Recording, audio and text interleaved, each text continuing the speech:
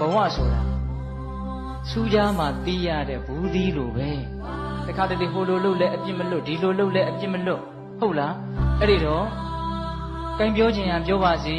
လို့ဒီလိုထားရမယ့်အခြေအနေမျိုးတွေအများကြီးရှိလာတယ်နော်တခါယူမိုက်များဒါကြောင့်ကိုမကောင်းတာတွေပြောပြီးအပြစ်တွေပြောလာပြီဆိုရင်မဟုတ်ရင်ဘာလုပ်ရမလဲသီးခံရမယ်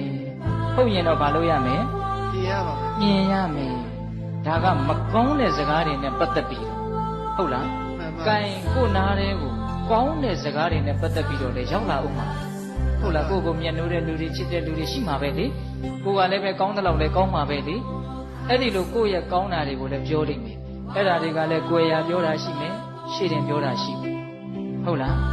အဲ့ဒီကောင်းတာတွေကလည်းဟုတ်တာလည်းရှိခြင်းရှိမယ်မဟုတ်ဘဲနဲ့မြောက်ပြီးတော့ပြောတာလည်းရှိခြင်းရှိမယ်ဘယ်လိုပဲပြောကောင်းတာတွေပြောပြီးဆိုရင်တော့အဲ့ဒီစကားတန်နောက်ကိုရှင်မှုပြီးတော့လိုက်မသွားဖို့လိုတယ်ဟင်ဒီကမကြီးများ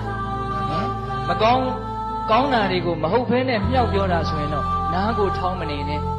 ပေမဲ့လူတွေကလည်းခက်တော့ခက်ကြီးဗျာကောင်းတာပြောရင်တော့မဟုတ်လည်းပဲနားအရသာခံပြီးတော့နေနေတာပဲဒါကြောင့်မို့လို့အဲ့ဒီနီလန်းကြီးကဘယ်တော့မှတိမ်ခေါ်မှာမဟုတ်မြောက်တာလူတိုင်းကြိုက်တာပေါ့ဆိုတာတကယ်လဲကြိုက်တယ်